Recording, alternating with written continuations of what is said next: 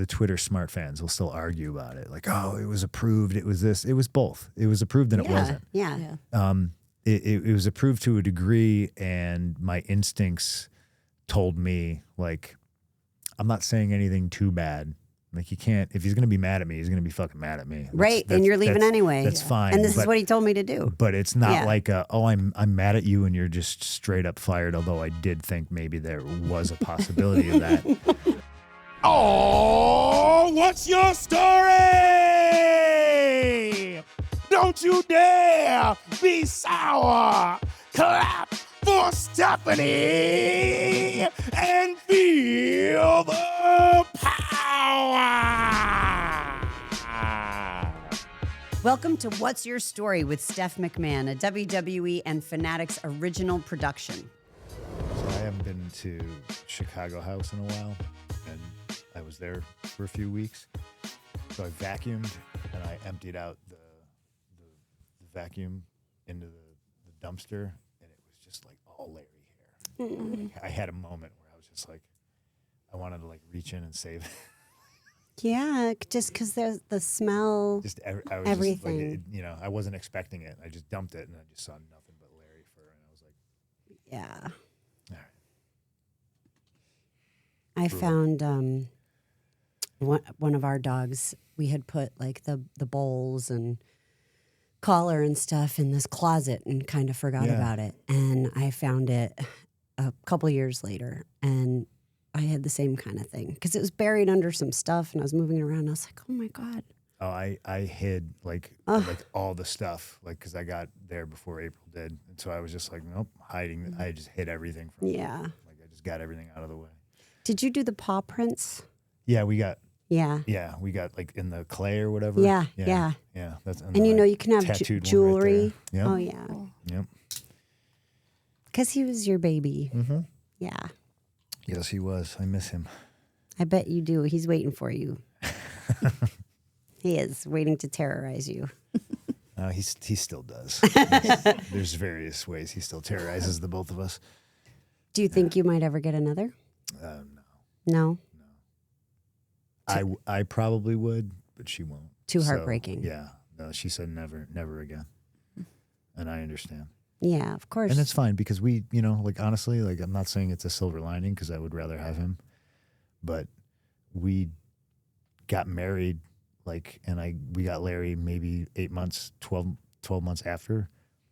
We haven't been able to travel or anything. So right. Like, that's what we've been doing the last 2 months. Yeah. It's traveling. Where's your favorite place you went?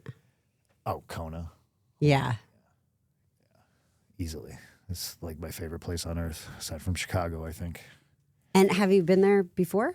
Kona's where we did our honeymoon. Okay. So it was like... Well, that's great. We went like back. a return. Yeah, 12 years later, as you do. Yeah. Second honeymoon, 12 years later. Yeah.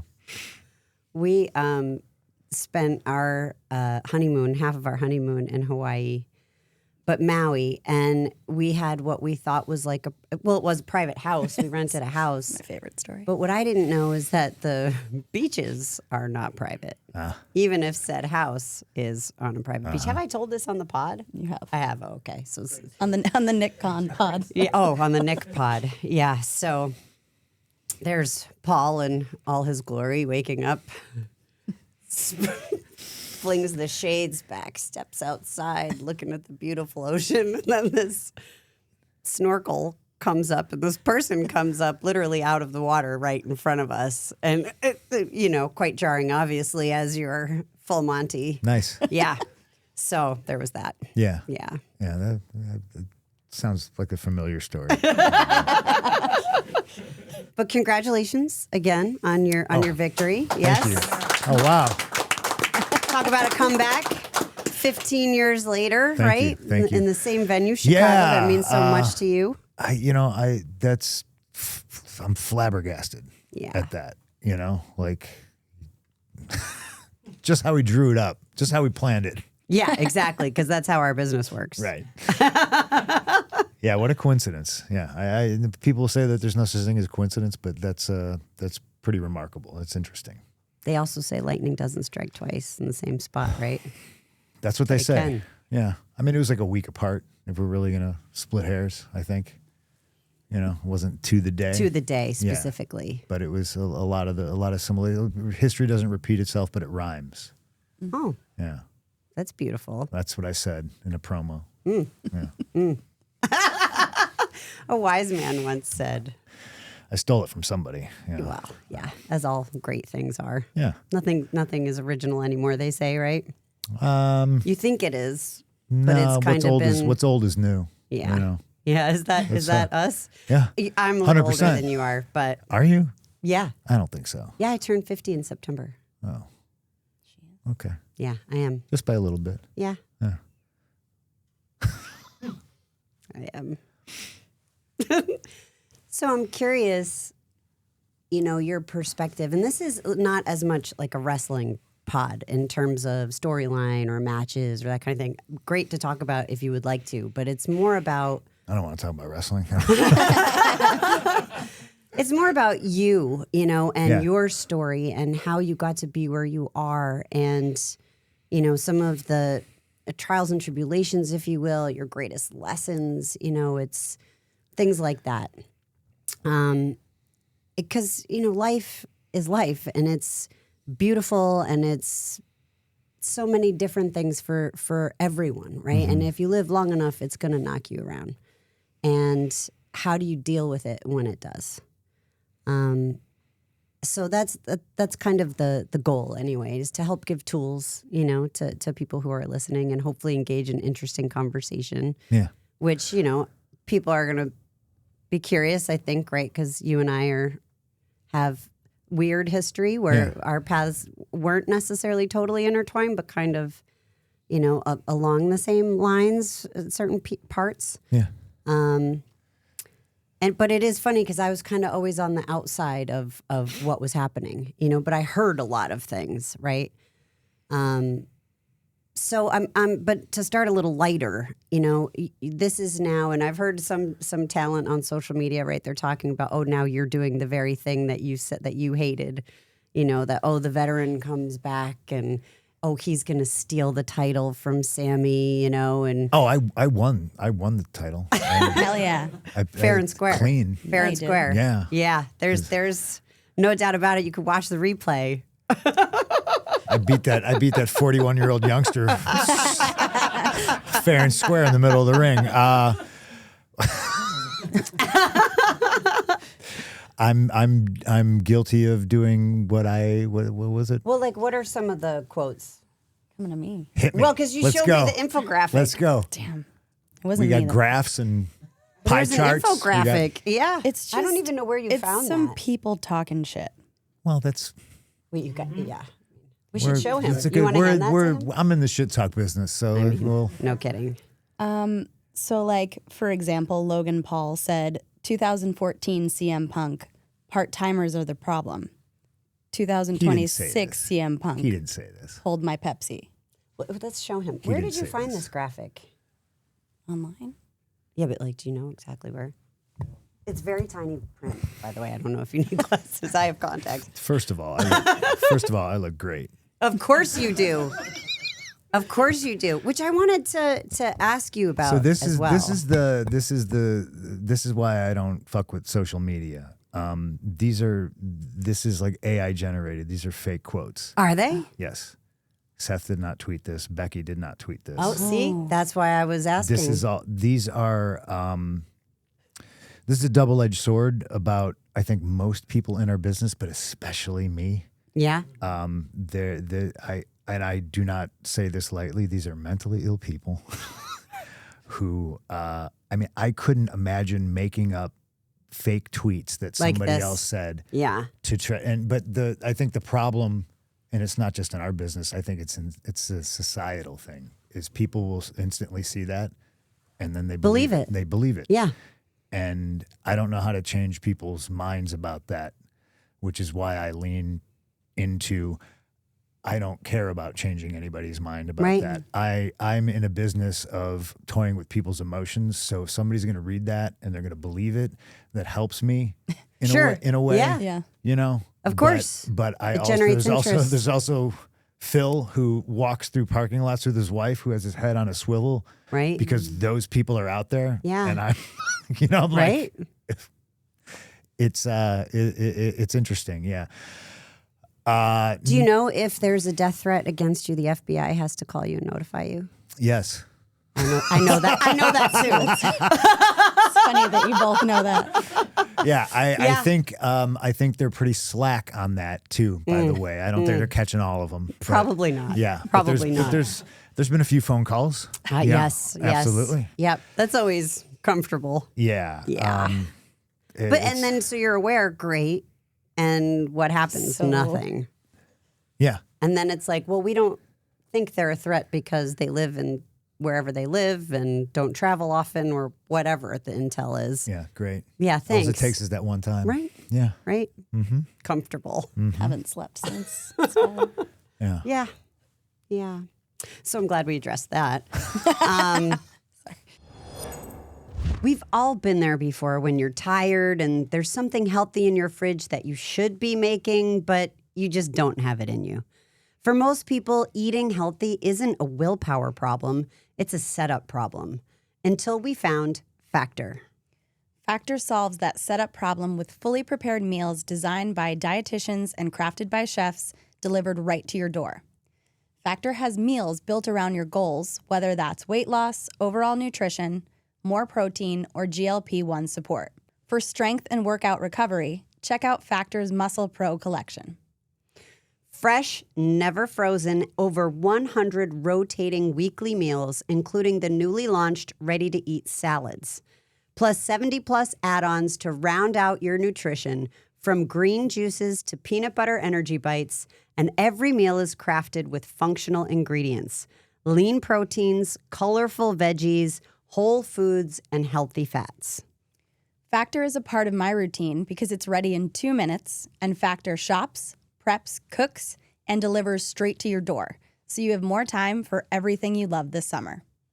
Head to factormeals.com/Steph50off and use code STEPH50OFF to get 50% off and free daily greens per box with new subscriptions only while supplies last until September 27, 2026. See website for more details. So do you look at any social media at all, like TikTok, or do you have any? I don't have a TikTok. I abandoned Twitter. And how I don't much know, like better is it without 5 it? years ago? Oh, it's so much better. Right? I'm self-admittedly, I am on my phone too much. Sure. We all are. Right. But I'm always like, my wife will ask me a question and I'll start Googling. I'm Right, like, yeah. Oh, it's this actor. It's Right. whatever. I have Instagram to look at dogs and what else is in my feed? Food. Oh. Food everywhere. Yeah. Oh, man. Yeah. What's your favorite food? Chicago pizza. Yeah, of course. Of course. But I dessert. Donuts. It's a plethora of sending April like, look at these pancakes. Oh, look at these waffles. And what do you like on your pancakes and waffles? Anything. I don't Anything. care. You don't have a. I will not discriminate. No. Lots of it's more butter? it's more of the experience. It's more of like I wouldn't eat them by myself. Okay. It's The shared it's joy. It's me and April like planning Does she something equally at a like destination. Oh yeah. The junk food? Yeah. Because Yeah. she does not look like she eats any junk food. I know. I think It's so not fair. She said it's like a treat. She calls it a treat meal and not a cheat meal. Yeah. Yeah. Yeah, 100%. Like- But like I in Hawaii recently, I went overboard to where it got bad. I think I arrived on the island 204 pounds and I left 224 pounds. Wow. Yeah. That's impressive. Yeah. And you were there how long? I was there for 7 days. That's really. Yeah. That's talented, Thank you. actually. Yeah. yeah. And thank how you. long did it take you to get back? Or are you back? 5 days. 5 days. Yeah. That's Lot of even water more weight. talented. Came back in, locked in. Because do you have do you talk about your trainer at all? I or- haven't really spoken about Jay publicly, but I would love to. Great. Yeah. Go for it, because you look fantastic. Thank you. You certainly don't look like you packed Yeah. on. So 6 weeks before WrestleMania, and I can't really tell you like what set it in motion.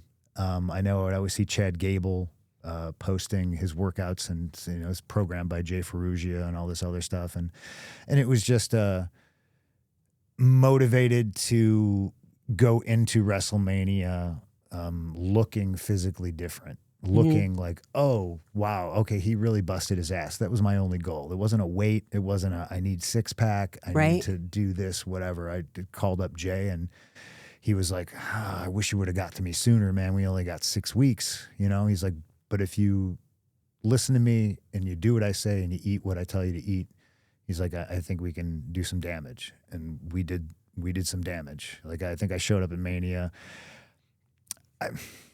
I didn't say I was in the best shape of my career because I'll always look back at like when I was 26 and I originally tried to get the job in the first place. Right. Because my idea back then was they're going to say, look at his body.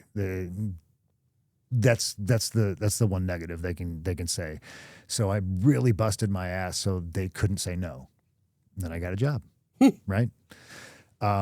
So I really kind of just had that motivation to just look different showing up to WrestleMania. But obviously to me, it's a lifestyle change.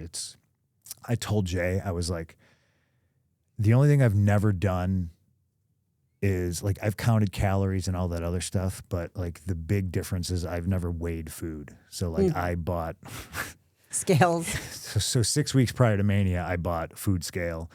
I bought a rice maker. I bought a freezer.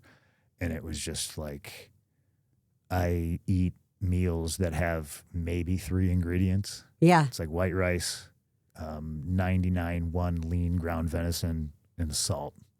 No fat? That varies. Like every morning I take a mirror selfie, I take my temperature and my weight, and I send it to Jay. And then he will tell me protein, carbs, and fat to eat. Huh. Yeah. Wow.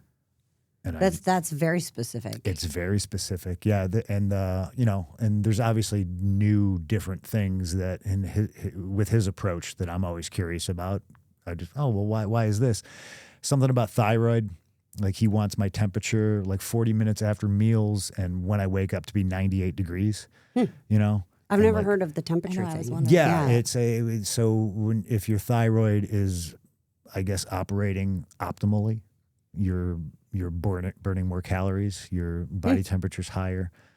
I fall short on that one a little bit sometimes. Do you have a thyroid issue? No. I'm talking like I'm like 97.88 and I'm like, I'm not at 98. Okay. You know what I mean? Yeah. I'm like, yeah.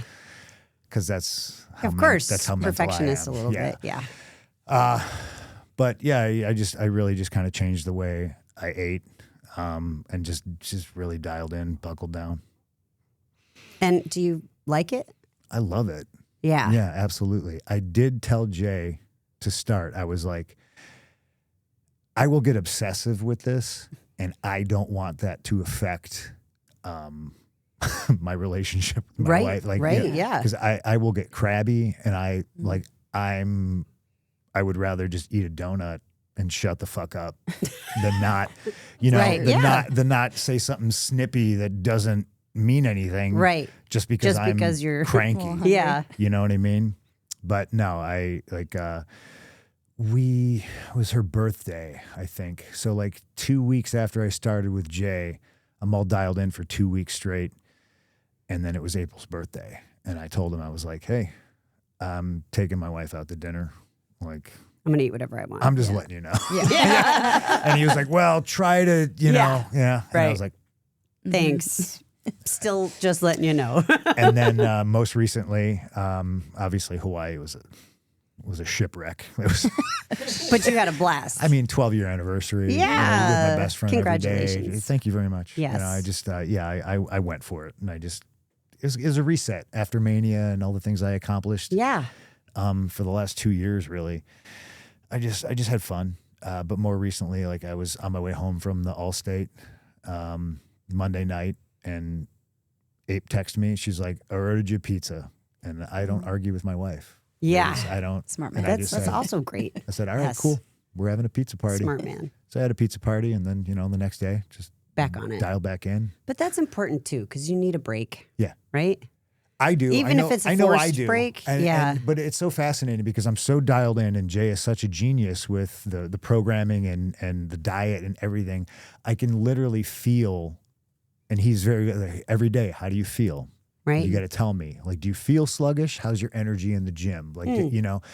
And then after, I think the lowest carb day he's had me on is like 150, Okay. which still to me feels like a lot. Right. And I'm eating. So you feel like you're eating a lot. You're satiated. Yes, I'm yeah. eating. You don't feel like you're starving. April loves it too because I'm cooking like every day.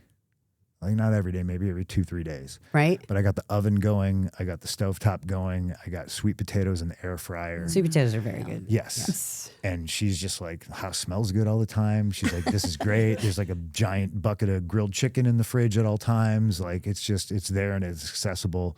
And she loves it. And I've also dabbled with like a couple, like, you know, like some Instagram recipes and stuff like that I see the influencers. Right. Oh, I making. know. My kids are big into So I'm like, that. oh, you can make muffins with just like peanut Protein powder? peanut Yeah. butter. And, all right, I'll try that. I bought the Ninja Creamy to make Oh, the, yes. to make the yes. the ice cream. The healthy ice Protein cream. Yeah. Oh, she loves it. Yeah. Yeah. I know. This may need to be an investment. Yep. It's worth it. Put one right here. It's worth it. It is. But I can feel the difference, and I can feel when, okay, you know what? Yeah, today I am a little sluggish. Okay. And then so then the next day he'll bump up the carbs or whatever. And It's like it's a science. Does he have you do Yeah. wearables at all? Like Where- Aura Ring or I mean, Whoop, I got or- this watch. That's the other thing. It's just like I got to do at least 10,000 steps a day, and I Okay. love walking anyway. So I'm more like I'm City Kid? probably averaging, like 15,000 steps a day. Heading into SummerSlam, he's up the cardio, so that's kind of interesting. So I'm seeing how that goes, and my schedule just got haywire insane. I'm sure, Obviously. And yeah. I just had Yeah. 2 months off, so I welcome it. I'm looking forward. You're to ready it. for it. Yeah, it's going to be a challenge, like eating on the road and stuff like that. Like poor Jackie is doing my makeup, and I got like a food scale out, and I'm like putting white rice on it. I'm like measuring it and Googling how many grams. It's kind of mental, but You know, she's been on her own journey. yeah. Yeah. Jack, how much have you lost? How much have you lost? Close to 60 pounds. Holy shit. Yeah. Good for you. Yeah. And now it's funny the things that you're saying, like when you get lost in it, like lost in a crowd in it, and you need to get fired up again, like you're pumping me up to like, now what am I doing tomorrow? You know? Like, Yeah. I need to figure out to like take it to the next step. Oh, I can't say enough about Jay.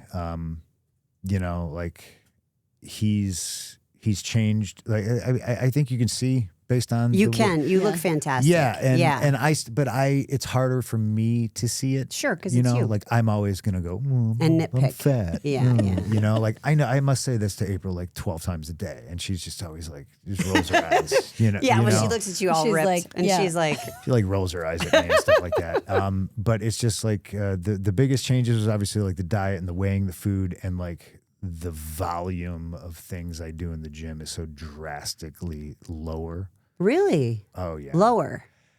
Listen, Steph, when I started working out when I was about, I don't know, 15 or 16, it was because wrestlers work out. Right? I'm going to be a wrestler. I need to work out.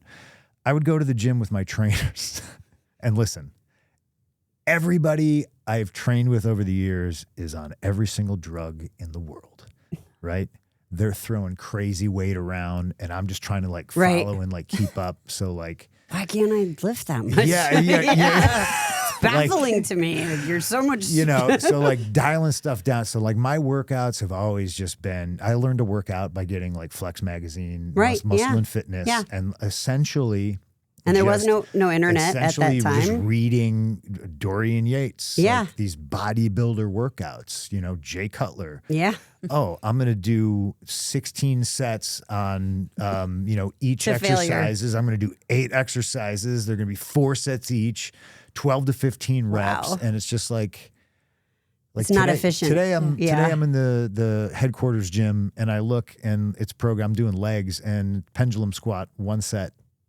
And I'm like, Really? and with somebody with my work ethic, it's actually really hard. I bet. Because know? you like the feeling of I- exhaustion, to me- right? to Like I me, push gym- myself to my limit. To me, the gym is my therapy. Yeah. Like, Amen. and I'm so dialed in that it's the first thing I do. I wake up, and if it's not a fasted cardio day, I eat, I go to the gym, I get it done. That's my job. Yeah. I'm fortunate that at this age, this stage in my career, like this is my job. This is what I have to focus on. But yeah, the volume of things that I do is like way down. I would And what always about do- the cardio? So the cardio, what Jay Is it wants- more for your heart or more for fat burning No, or it's, both? it's fat burning. Okay. Yeah. My cardio, I mean, it's kind of boring, but I'm the guy that ran a marathon without training for it. So I just love doing stupid stuff. Did you get injured doing that?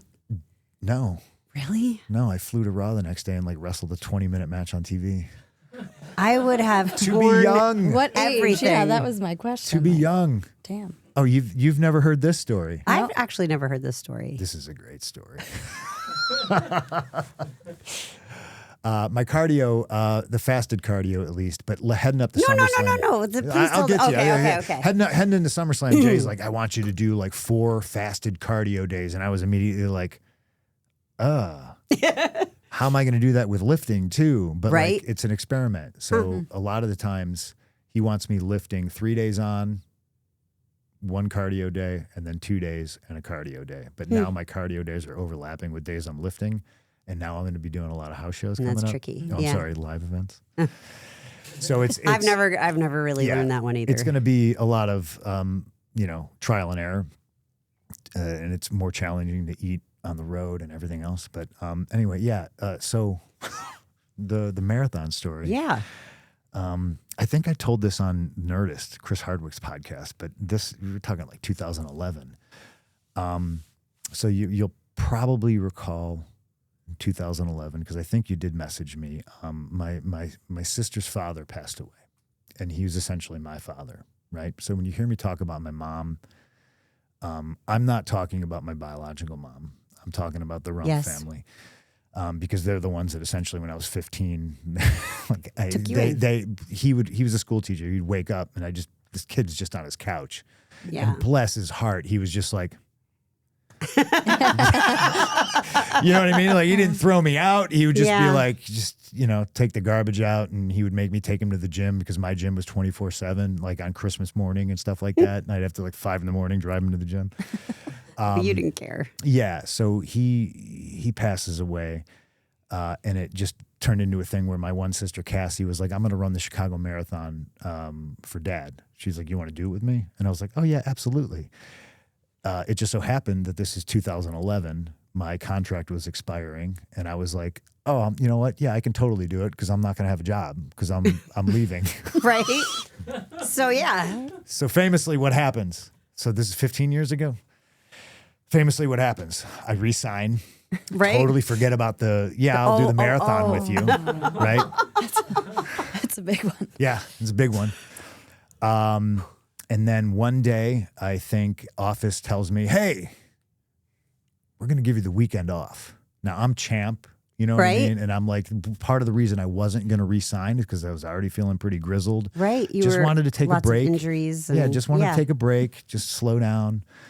But then, when opportunity comes, you gotta jump through that door. So the conversation is so great. Hey, hey, my guy, we're gonna give you the weekend off. And I went, huh? Really? Yeah, we're gonna take you off the live events. Oh, that's interesting. Cool. Yeah, we're gonna send you to Australia to do the Nickelodeon Kid Choice Awards. And I went, that's not. That's Actually, the opposite. All right. Okay, great. So no bumps, traded for a 16-hour flight. Sure. So of course they piggyback like a meet and greet with this. So it's just like land, go, like, hello, Sure, of course. everybody, Yeah. like blah, blah, blah. But I think ironically, like, do you remember Indy? She was at there's so many kids. There's so many kids that we have hired that are in the developmental system, run the main roster now. That'll be like, hey, this is a picture of me Of when I us, was like, yeah. And I'm like, oh, that's cool. So like that was a cool situation. Do the Nickelodeon Kids Choice Awards. Next morning, fly from Sydney, I think, to LA to Chicago, right? So I'm getting into Chicago like maybe Saturday night, I think. And I walk in my house and my sister's there. Scares the shit out of me. Not supposed to be there. And I'm like, whoa, what, like when you walk into a room and you're like, Right. Yeah. there's somebody in this room, Yes. right? Friday the 13th, right? And she's like, I knew you'd forget. She's like, the marathon's tomorrow, and you told me I can stay at your house because I'm just gonna walk over and start the race. And I was like, oh yeah, cool, Right. All right. And so, she's like, I'm gonna go to bed. Like I got to get up early Rest up. and run. I was Yeah. like, cool. And then like I sat on the couch and I was like, Does she remember? Do I even have sneakers for no. running? So I was just like, well, walked out my front door. I went to Walgreens. I bought bagels, like fruit snacks, because I was like, I'll just eat these while I'm running. And Sure, a bunch of give you peanut butter, energy. whatever. And, and then I sat on my couch. I couldn't sleep because I was wired from the, Trip. Yeah. yeah.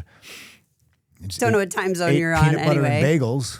All night. And then she wakes up, she walks out of the room and she looks at me and she just goes, you're not running the marathon. And I was like, Hell yes, yeah, I am.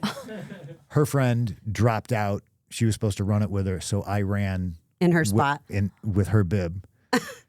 And I was just like, yeah, we're doing this. I'm doing this, whatever. I didn't train for it. I ran. I loved running. I would Oh, you run. do love running.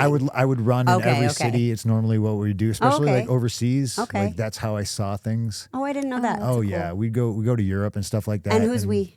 Me and my sister. Oh, in general. Yeah. Yeah. Okay. So I was like, we're gonna do this. This is cool. Did she come on the road with you often? No.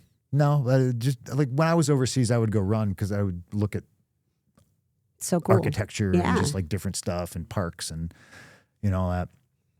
And the race started, and in my mind, we're gonna run this together. The race started, and this bitch, She's gone. See ya. like a bat out of hell, and I was just like, oh, okay. Unseasonably warm October day in Chicago. It was like 80 plus degrees, Oh shit. right? It's rough.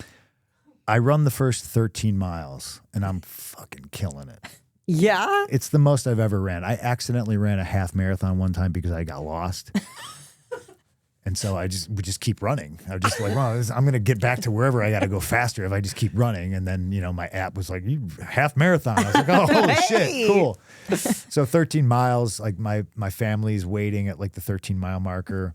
Say hi to everybody. Realize I'm wearing a really heavy sweatshirt. Ooh. And I take it off, and it had to have been like 20 pounds. It's soaked. And I was But like, must have "Ugh." felt great to get it Yeah, off. so I took it off, and I'm like, I'm new lease on- rejuvenated. yeah. I'm gonna see you guys in another 13 miles, And you did it. Start running again, and then all of a sudden, felt like I got shot. All of a sudden, I cramp up. Oh, right? no. I'm like, oh, God.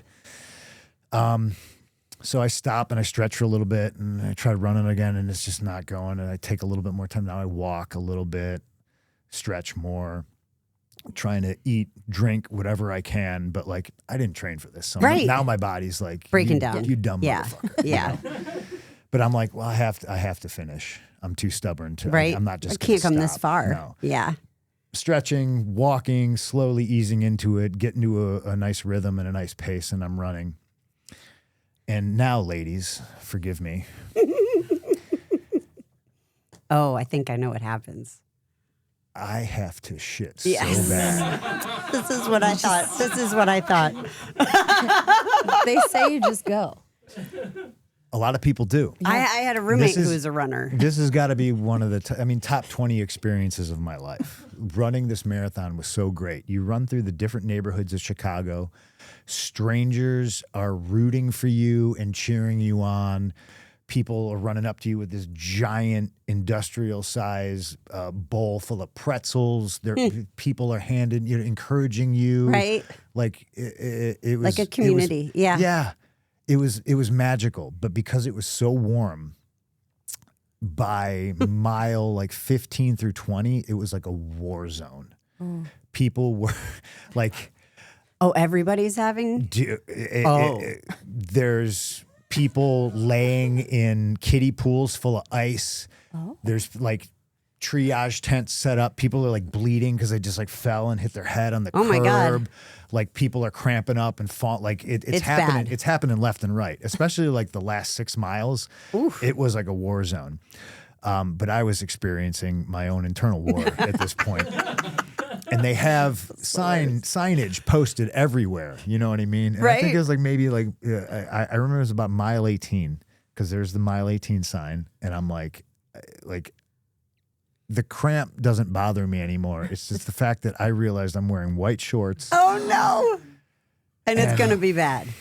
Yeah, but thankfully, like I mean, it was motivation. You know what I Sure, mean? you Absolutely. Where, like, I felt like every quarter mile I was seeing like a bank of porta potties. And then And suddenly they're now, all gone. now I'm in a porta potty desert, and I'm like, Where's the porta potty? I'm going and I'm just trying, and you know, like I'm not religious, and I'm praying to the universe, and I'm like, Anybody? oh my God, I make it to the porta potty bank, and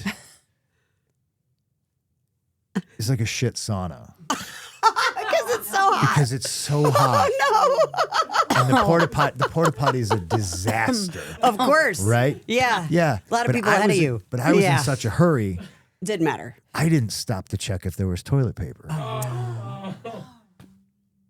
wasn't. Nope, not a lick of it. So I'm like, okay, well, Gotta do I'm what you gotta gonna do. use the shirt I'm wearing. Oh, I'm gonna okay. wear this There you go. this Resourceful. this overly expensive $80 Lululemon shirt. I have no options, you know. And I kind of like look in the corner, and there's a Dunkin' Donuts bag. Now, if I mean Boston, maybe not New York. I feel like Boston and Chicago are Dunkin' Donuts territory. Yes, absolutely. So if you're from those areas, you know, if you get a Dunkin' Donuts bag, there's gonna be like a half acre of napkins in it. Like they just like you get like 2 donut holes, and they're like you need 80 napkins for some reason. So I'm like, I'm saved. You know? Right? Open it up, No napkins. no napkins. No napkins. But there's a discarded blueberry muffin wrapper. Oh, That was going to be that's comfortable. I mean, Kinda you're small. talking to a man who is contemplating ripping the center roll of the toilet paper like off the thing Yeah. and like using that. The cardboard. Yeah. For sure. Yeah. So the muffin, Whatever you could. the discarded Yes. blueberry muffin wrapper sounded like a much better idea. So But you need more than one wrapper. I took care of it. It was handled. It was Did you handled. keep your shirt on, or did that also no, get I used? kept the shirt. Okay. Yeah. all right. I figured, well, I don't have to use the shirt now. I'll use Yeah. this and probably some of the Dunkin' Donuts bag. You know. Yeah, of course. A little waxy though. It It's is waxy. Not That's the where I greatest thought you were situation, going at but it first could have with been a the lot Dunkin' worse. Donuts bag. And then, very regrettably, I have to finish telling the whole story. Not my greatest moment. I run out. I mean, I'm sweating. Sure. And Oh. there's a poor woman who's sitting in front of the part of that, and she's got her legs crossed, Oh, and she's no. like hopping on one foot. Also a runner? Yeah. Okay. And she looks at me and she goes, "Is there toilet paper?" And I just went, "Yep." And then.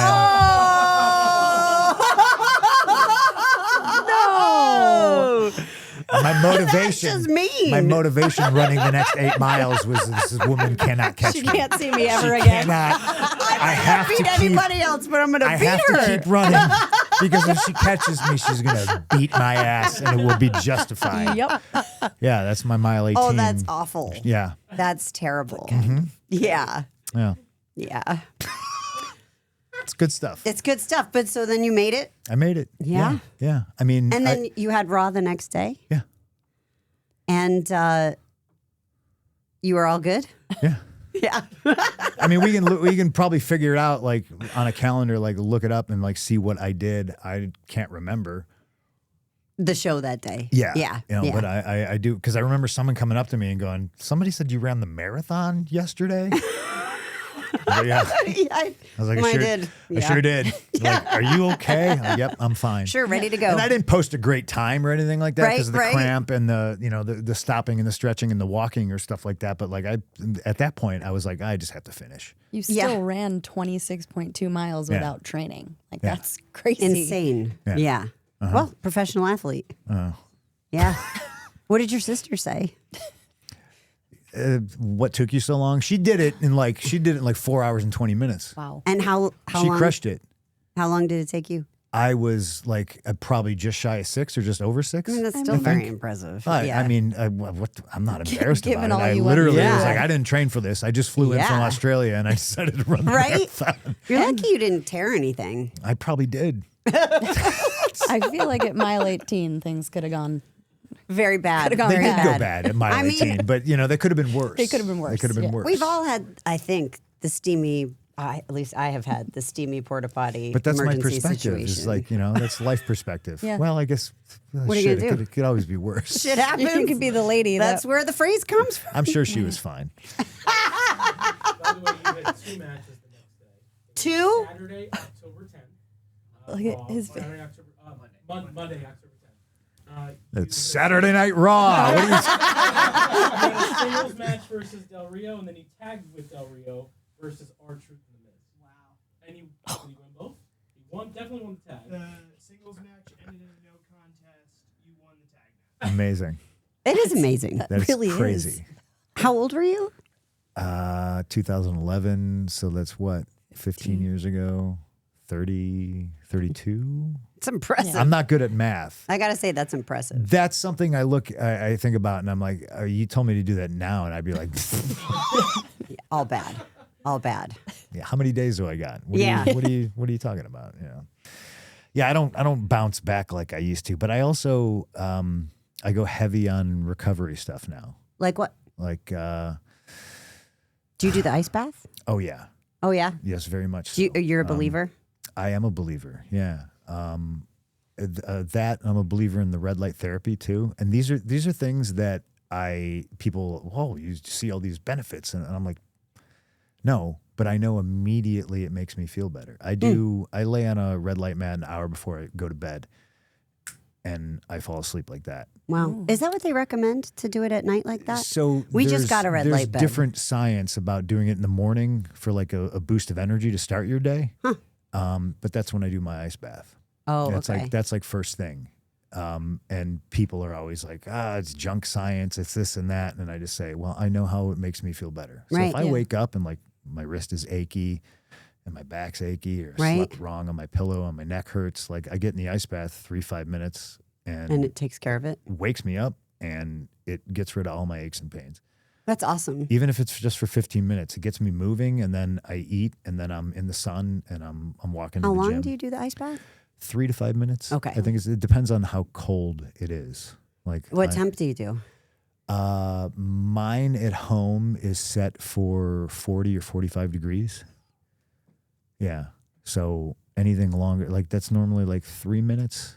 There's a place in Chicago I go to where I do contrast. So I'll Okay. do cold. I'll do the cold plunge and then I sit in the sauna for 20 minutes. And it's is it a dry sauna or a wet sauna? It's a dry sauna. Okay. Yeah. Because there's all theories on that too. Oh yeah, Right? yeah. And then they have this. Do you know what an Amortal machine is? No, I haven't heard of It's that a free one. plug, I guess. Okay. For them. I don't know. Like it's. I discovered it because a whole bunch of hockey players swear by Oh, it. okay. So a lot of facilities, probably in the NFL and certainly the NHL, are getting these big Amortal machines. So there's different kinds of light therapy. Mm-hmm. This combines all of them into one. Oh. So you lay in this thing, and it's just I don't know. I don't know how to describe it. Like, it could just be because I have nothing else to do and I fall asleep, but it puts me out. Like, Really? I fall asleep. And The I red wake- light bed does that for me. I wake up and I kind of feel like energized and ready to go. But so it's red light plus what? All different kinds of. Blue light, red light, yellow light. Green light. This Is you it know, blinding? This is one of those things. I mean, it's very bright. Yeah. Yeah. I wouldn't recommend looking at it. Yeah. You close your eyes. Do and you wear just- goggles? I don't know. And there's I can't remember what they call it. The thing that goes in your nose and you're like breathing in like pure oxygen too. So it's just Oh. like, it's all It's just, a whole thing. it's all recovery. It's like a hyperbaric light chamber. Yep. Wow. Yep. Huge on body work and massage and stretching and just Isn't it trying crazy to- how much you have to stretch Yeah. as we get older? Mm-hmm. Yeah. It's a funny scene in Grown Ups, the Adam Sandler movie. Haven't seen it. Oh, so there's this scene, and it's like, Adam Sandler, like they're all a little older and they all have younger kids and they go back to where they used to go to summer camp or whatever it is. Forgive me if I'm getting it a little off. And they run into Zac Efron and like these frat boys. So like these young frat boys, and they're at the cliff that they used to dive off of, and they get into words, and they, they're gonna get into a fight, and they're like, yeah, all right, yeah, we're gonna kick your ass. Just hang on a second. I gotta warm up. They get all start stretching, Yeah. and it's who's in it? Kevin James, Adam Sandler, Chris Rock. Chris Rock. Yeah, I mean it's funny. Yeah, I mean, backstage before I have a match, like I'm stretching. Oh yeah, I banded all kinds of stuff, like band around my knees. I'm doing laterals and cat cows and clamshells, and I'm just like, That's good. I got to move. Yeah. because if I don't, Right? like, then it's bad. then it's bad. Then it's bad. Yeah. I shouldn't tell this story on myself, but I will. And I don't know if I've told it on the pod. I doubt it. I'll let you know. So we were playing Capture the Flag, our family, and I know I'm faster than my husband, right? Well, You heard it here so first. he's on the other team, and I know where he is, and he's like down guarding the flag, and I'm not too far away. And in my mind, I like as soon as the bell rings or whatever it was, I am running. I'm gonna get that flag, and I know he can't catch me. did you warm up? There was a minimal, but see now also I have other problems because I had 3 kids. Oh, I do. So yeah, this is why I said I probably shouldn't tell the story. But so, It's okay. I'm gonna shit myself running a marathon. so here I am and having this great vision of what's going to happen, right? And I mean, I really see it. The buzzer rings. I take off, and I pull my groin. I get a shin splint and completely pee myself within 4 or 5 steps. And I just started to laugh. Yeah. Because it was so not what I thought was going to happen. I mean, I had so envisioned something different. Well, and I was. I hope you wouldn't plan on that. This is what's gonna happen, everybody. I'm going to piss my That pants. starter pistol's gonna go off. I was wearing shorts. Oh, Running down my leg. tremendous. Into my socks. Yeah. So that's my story. Now I'm red. It's Yeah. hot in here. That's okay. Is it my turn? Yeah. Yes. Yes, it is. Do you have one? I don't think so. Come on now.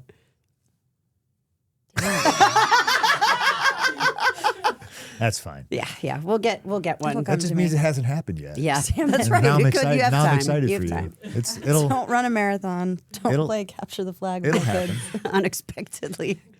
I mean, we're just older now. That's Yeah. all it is. No, you just got to stretch. Yeah. That's the I that's should the start message. stretching, Yeah. actually. And the funny thing is you don't get hurt doing what we do. You know, if somebody falls off a 12-foot ladder onto me, or I jump off I don't get hurt doing that. You get hurt doing the stupid shit. The stupid shit. Yeah. Yes. Yeah. The capture the flag shit. Yeah. Yeah. Yeah. Yes. It's a casual marathon shit. Except you didn't, which is remarkable. Knock on wood. Yes. Well, in that moment, you didn't. I mean, Yeah. Yeah. And then apparently I flew and I wrestled 2 matches. Like, Twice. In one night. Dumb. Yeah. Well, I mean, power to you. Hey, it's just what we do. Right? I'm not the only one. We all have pretty remarkable stories like that, you know. I don't know about running a marathon then wrestling 2 matches the next day. Running a marathon cold. I mean, think of all the wrestlers in the 80s who did Oh, yeah, copious yeah. amounts of drugs and then, did amazing things I in the ring. guess, You know yeah. what I mean? There's a Like, whole nother side. I can't say I've ever done that. You know, like, impressive in Fair a different point. impressive Fair in a point. different way. Okay. You know? Yes, I'll give you that. So, being a veteran now, right? Do you see yourself as a veteran or no? More of a Like facts are facts. It doesn't matter if been I in the see business myself. a long time, decades. Yeah. Yeah, I've been around. I started a while ago. I think I'm still here operating on this level. I must have seen and done some things that have merit to them. Maybe my opinion carries some weight, but I think it's a dangerous thing, and to say that veteran, yeah, just because I've been around. Sure. Yeah. I mean, I'm not. So my question is, how do you look at things now? Is it different than how you looked at things, when you first started? Because your journey's so remarkable. I mean, it really is. Like, you're, first of all, just a completely unique person, and all the wonderful ways. And I'm sure you would say there's not wonderful ways or what have you, because we're all human, but you're really remarkable. I just think I'm fat. I'm pretty wonderful. You're not. Other than that, You're though. not I'm fat. wonderful. You're not fat. I'm wonderful. You're wonderful. Not Mr. Wonderful. No. But you're wonderful. It's actually just watching Paul Orndorff Buzz Sawyer match, and I was texting your husband about it. Yeah. Yeah. I remember. He shot me a text. He's like, "Hey, what are you doing?" And I was like, "Cardio, watching Buzz Sawyer and Paul Orndorff." And then I don't remember that match. conversation but yes. spirals to somewhere Of course, he didn't of expect it was course. going to go. Yeah. That's good. Yeah. Yeah. But you are truly a student, right? Like, you've studied. I think you seem to be someone who studies all of the things that you love. Yes. Right? Like, whether that's hockey, whether that's, wrestling, whether it's food, whatever it is, you, like you said, you obsess about it. You get deep into it. Yeah. But to have grown up in what I'll say, and you correct me, maybe a tumultuous environment, a tough environment, you found what I think the wrestling community is family. And you found a real family, and a family that you were just talking about who, gave you that love that you never really knew before. Yeah. And to then go after what you love, and then you start in your own independent circuit almost in backyard wrestling, which we don't condone, but and it becomes pretty successful. But then you have another hardship related to that, which you overcome, and then you do get into the business and become one of the biggest stars of all time. And your opinion does matter so much. And you are so different, especially when you were coming up at a time where you are, drug-free, you're straight edge, you look a little different from, interviews that I've heard you give from your perspective. You're a punk, right? You're this punk-ass kid who's going to talk shit and tell it like it is. And pipe bombs and everything else, right? Not everybody can get away with that. Yeah. And then, you have a lot of medical issues. You have some real difficult times physically, and I'm sure mentally and emotionally. You leave the business. In this whole thing, you find April. You guys get married.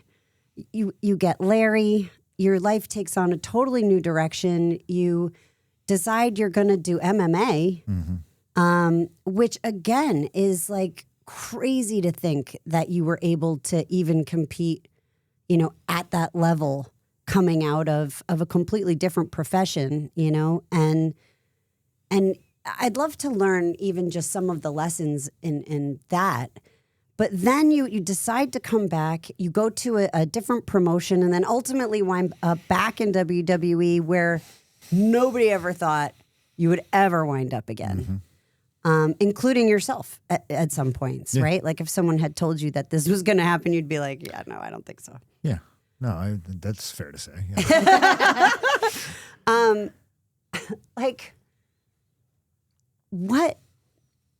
What drives you? Like, what are some of the things that you learned during such an incredible journey? Because it takes such courage, I think, to take the risks that you've taken, and to take the what do people need to know that it's safe or unsafe? How do you get them to take those risks, to believe in themselves enough, to not be afraid to fail, to see failure as a teaching opportunity? How do you look at this time and the key things that you've learned? I think for me, because I will say it all the time to April. You know, I'm annoying when I'm at home, when I'm just like randomly like, hey babe, I love you. You know, I'm sure she doesn't find it annoying. Well, she might. I don't know. I don't think so. She's in her office, holed up, writing, and I just like pop in and like, you know, that's probably annoying. But I look at things, and I think a few of us on the roster start speaking this way. Like I just saw Seth cut a promo, and he's talking about how almost sounded like he was going to fucking retire. Mm-hmm. And I was like, what are you doing, man? Like everybody else will say, oh, you're old and you're this and you're that. And I'm just like, yeah, but I'm old and I'm doing this shit. Watch this. Right? So where I get the inspiration from is just people around me. Just, I'm inspired every day by my wife. I'm inspired every day by my trainer, Jay. I'm inspired by Chad Gable. I'm inspired by Bailey. I'm inspired by everybody else because I see them have setbacks and they come back from them. I'm not necessarily concerned with mine. But I constantly am just like, man, what a life. What a, like, before we sat down to do this, they were interviewing me about a great many things. And I was talking about Jesse Ventura, you know, and it's just like I said, wow, what, he's not gone. I'm glad he's still here. But what a life well lived. When you can be like, he's a Vietnam veteran, and then he was a pro wrestler, and then he had to retire for health concerns, and then he became one of the greatest commentators of all time. Huge advocate for the boys. Governor, also. That's what I'm Yeah, saying. yeah. And he becomes governor, and it's just like why not? Like I came from nothing, and so to me there's really nowhere else to go except up. I am afforded opportunities that scare the shit out of me, and that to me, like, that's where my motivation comes from. Like I can't remember, was I 35 when I was like, oh yeah, I'm gonna fight in MMA now, and it was something I wanted to do, and I was gonna do it. I was gonna start as an amateur, and then of course Dana's like, no, you're not doing that. Right. You're gonna fight for me, and I was just like, I can already hear the criticism, Dana. You know, Yeah, like, but he's a promoter. right. So I just look at it like, okay, you know, deathbed scenario. I don't want to be laying there thinking, I should have said yes to that. Right? Because what's the worst thing that's going to happen? I'm going to get beat up. Oh, well, shit. No, but that's like, It's in front of the entire world. Oh, well, shit. Okay. All right. It's not about the money. It's not about anything else. It was just about, well, I'm going to do this anyway. Oh, you're going to pay me that? Oh, okay. great. Well, I'm going to do it anyway. Yeah. I don't like saying no to things that scare the shit out of me, you know? And Do you think fear is a motivator? I will run into a burning building because to me that's the, you know, not just to get burned up. Like Right. there has No, to be, no. Yeah, there's got to be a reason. There's got to be a reason for it. A good reason. You know? And I understand all the criticism of things I've been afforded to do, like fight in the UFC, and like, you know, like there's privilege that I have used in those scenarios, but like I still pay the fucking price. Yeah. You know? And the price we pay as entertainers is people with Twitter fingers or a mouth or anything. They can say anything they want about us. Right. Like you have to come to terms with your own security in those Moments. moments. This is where I enjoy being a veteran because I can grab people on the roster and be like, hey, like stop worrying about what they're saying. Right. Like, And who's they? they are saying that from a position way down here. Nobody punches down, Mm-hmm. you know, like they're punching up. They're like, they they would kill to be in your position. So you slipped or you messed up your finish. Brother, this is live TV. Yeah, it's going to happen again, too. This is the price we pay. And if you're going to get upset and it's going to affect your mood that much, like you have to realize that like this is it. This is live TV. This is what we do. Shit's going to happen, you know? So just live in that moment when I can hopefully coach some of these kids through some of those moments. It's not the end of the world, Right. you know? Like, Do you think it's perspective? oh yeah. Yeah. Oh, it's perspective. It's experience.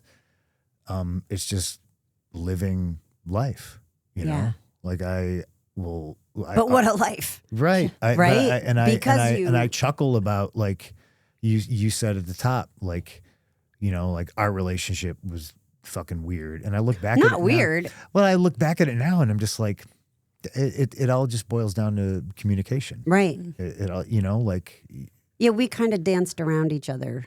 But I don't think that was because neither one of us wanted to talk to each other. I just think circumstances were what they were. Like I remember we had this one conversation and there were a lot of voices that I heard, a lot of negative voices towards you. But my interactions with you had never really been negative. yeah. And we had this conversation, and you were talking to me about basically like all the heat I had and who was going to get it, right? And you were very respectful, like not talking down to me about like, well, you understand that's how the business works. And I'm like, no, I get that. I very much would love to, you know, have a match. And it just wasn't me in charge making those decisions, Yeah. right? But I remember the conversation, and it was such a good conversation, you know? And I always loved your perspective on things. But again, I wasn't like in the decision-making role related to anything you were going through, but I would hear all about Well, and it, my right? perspective now is like, yeah, you're the boss's daughter. Like, yeah. where else are you going to work? Like, what? You know, like. Well, and I loved it. I've always right, loved but the business. yeah. and the price you pay for being the boss's daughter is people aren't gonna. They're gonna say, no, you got handed this, and like that's the privilege that you had. Sure. You know, Right, and yet, have I been given opportunities? 1,000%. Right. Yes. but that doesn't mean you're not busting your ass. Right. That's- Right. Yeah. But that one I got over a long time ago because that's, you know, I mean, and growing up, people either hated me because I was Vince McMahon's daughter or they loved me because I was Vince McMahon's daughter, but it was never real. And that's what always bothered me the most was like, I want people to either like me or not like me for who I am, Right. you know? And you learn who the real people are, and there's a handful of them, you know, if you're lucky. Yeah. And the rest is noise, but easier said than done, Yeah. right? Like perspective is everything. Mm-hmm. And having been, and I think too, just to take the risk even to be a public figure now, no matter what that is, entertainer, you know, musician, athlete, if you're going to be out there in the public eye, people are going to come at you. Yep. You know, and now 100%. it's loud 100%. because of social media. Yeah. And there are going to be people who just hate you, Mm-hmm. just for whatever reason. You're only as good as your. I mean, in this business, you're only as good as your last match, or Yeah. you know, whatever. Like, Yeah. it's. But you don't have to, That can be super stressful for somebody new. yeah, young people. Yeah. Especially. We talk a lot about iconic stories on this show. And when it comes to sports entertainment or professional wrestling, no stories are bigger than the ones written by WWE legends. Superstars like Stone Cold Steve Austin and The Rock, trailblazers like Trish Stratus, and factions like the NWO and DX. Their legacies are unforgettable. And if you want to wear that history, you need the real deal. That's why you've got to check out WWE Shop and Fanatics. They have the ultimate lineup of official WWE Legends merchandise. We're talking classic graphic tees, premium vintage hoodies, and retro gear. Whether you're hitting a live show or just repping your favorite era on the street, Fanatics has you covered. Don't wait. Head over to WWEshop.com and Fanatics.com right now and grab your favorite Legends gear. We are currently celebrating the 15-year anniversary since the summer of punk. Looking back on that summer of 2011, what memories do you have of it?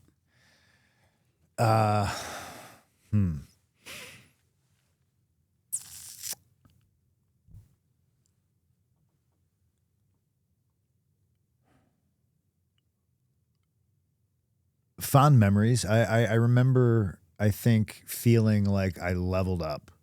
I think that's the big takeaway was, holy shit. All right, now I'm here, but also like, be careful what you ask for, because now the hard work really begins. You know, it's like, I feel like I busted my ass in my career to get to that moment where I was finally recognized. But I knew, you know, you're only the rent's due every day. So I knew, like, okay. And I was slowing down. I wanted to take a bit of a break. I was on the road for a very, very long time. I was fortunate. I did every house show, every pay-per-view, you know. I was running hard for a very long time. And looking back on it, like 2006 to 2011, it might not sound like a lot of times, you know, but I mean, the international tours we would do and everything. And because I think I wasn't creatively or monetarily like satisfied with where I was like, okay, well, I can take 6 months off and then I can come back, you know, like, let me take a break. And then lightning struck with the pipe bomb, and that whole situation to me was, you know, like just magic. And like, we captured that, and it was like, well, okay, I can either go home and squander this, or I can ride this lightning bolt, you know. And I rode the lightning bolt, you know, and like, it really made me feel like I had finally leveled up to, in some of the, in management's minds, I felt like I leveled up to the level that my ability was always at. Like, I felt like I worked like this top guy, and I was finally kind of recognized as that for the first time. And with that came all kinds of other challenges and problems. Sure. But, and as you level up, you realize there's more levels to go. But that's the main takeaway. That's definitely how I felt. Awesome. And kind of going off of that, what do you remember about going out and delivering the infamous pipe bomb promo that turned the wrestling world upside down? I remember, now, mind you, the context is I'm still very much leaving, right? When, In your mind. yeah. Yeah. I have no new contract. I'm looking forward to, I think the next day we were flying to like Australia, New Zealand, and it was going to be my last tour, you know? Again, Australia. Yeah. And I was told this unbelievable thing. I want you to go out there and air your grievances. No, you don't. You don't want me doing this, you know? And to bring it back, instinct. I knew if I told your dad this is what I want to say, he would say no. Yeah. Can't say that. Okay. I trusted myself because I think the thought was, you know, he's gonna swear, he's gonna get us fined by the FCC, he's gonna get us thrown off the air, he's gonna whip his dick out. I don't know what my intent was never to do anything like that. Like, in the confines of the television show that we do, I have too much respect for the business to go so far that I'm just burning a bridge for no reason, just to do it. I want you to go out there. It needs to be meaningful. I want you to go out there and air your grievances. Well, so, okay. Nothing I did or said was outside of what we did on our television show, right? Yeah. But knowing my instincts, saying things like New Japan Pro Wrestling, was Right. wildly provocative At the time. Yeah. for some reason. Yeah. Right? Yeah, the competition. Because I think everybody knew the rules, and everybody knew a lot of it was just based on stuff that I knew would irritate Vince.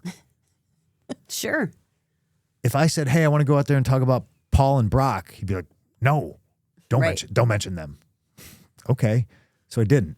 So I wrote up this bullshit and I gave it to him, I'm gonna say. and he read it, and his only feedback was, "Oh, it's good. Just make fun of Stephanie." And I was like, "Excuse me?"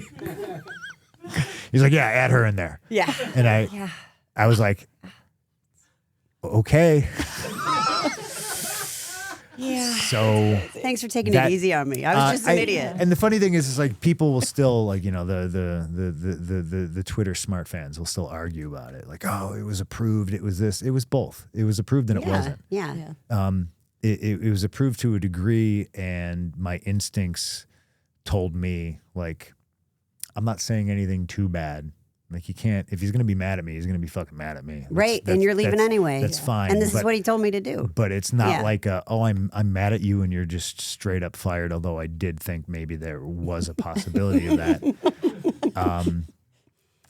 And then I've had a couple of like flow state, out of body experiences in the business, where because like sometimes I put so much pressure on myself that I worry about the situation too much and I overthink it, and I almost over prepare because I think there needs to be a bit of like relaxed chaos.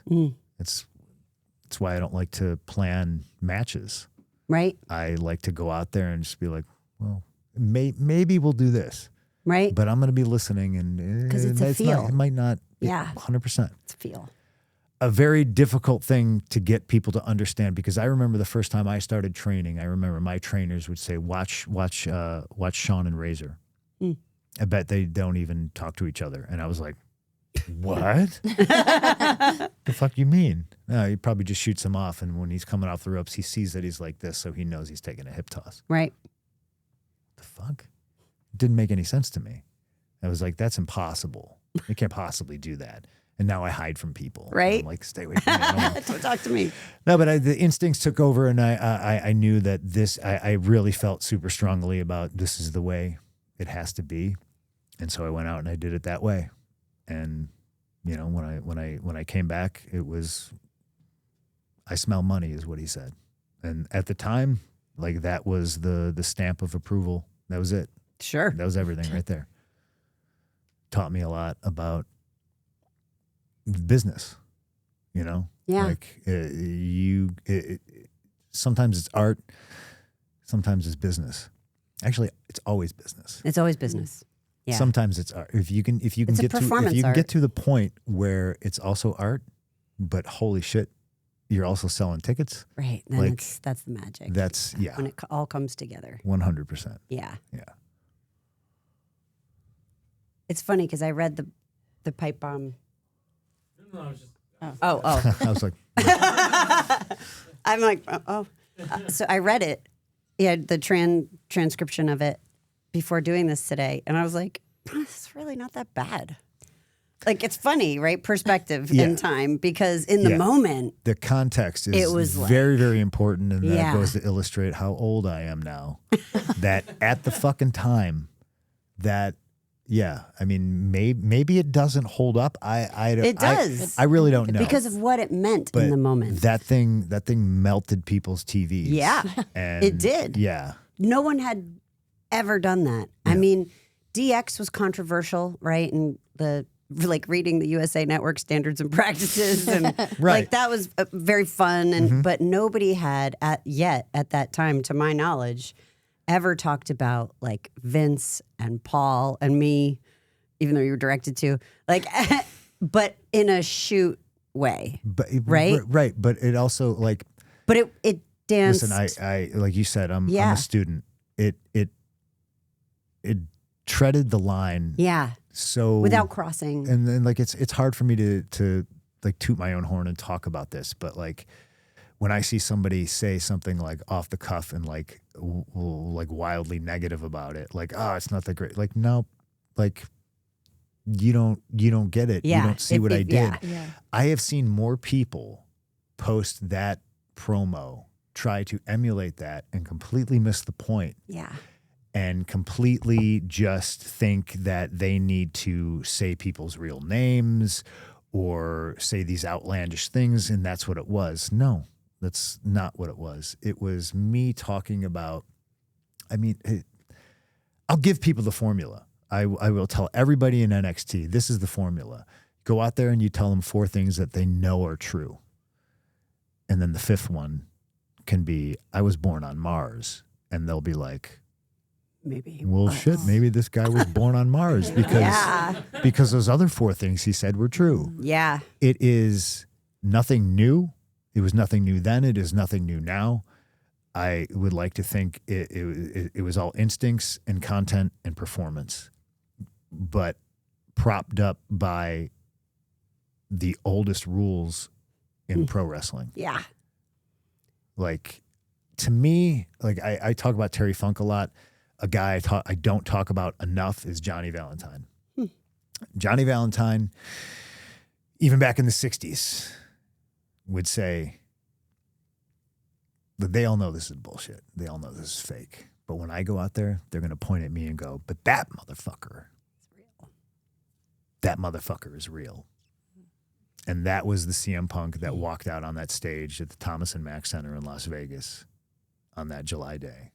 And I sat down Indian style because I was just like, this is it. This is me. Which made people automatically, when you sat down like that, Yes. people started paying attention. Yep. In a different way. They were listening differently. This wasn't a wrestling promo. Right. Right? That was by design, Right. purposely. Yeah. Yeah. Well, it was awesome. Thank you. I mean, it obviously transformed so many aspects of the business and your career. Yeah. And man, it's remarkable. 15 years of Punk. You know, when I was out of the business, I was obviously persona non grata, right? Here, you mean? Or in general? I think everywhere. I mean, I don't think the other place existed yet. And y'all did I think a top 100 moments of Raw or something like that. Right. Oh, maybe it was a Raw anniversary or something. Maybe, I don't know. Okay. And you guys put the pipe bomb as number 1. And I remember like- being like, I am actually flabbergasted at that. Like, to be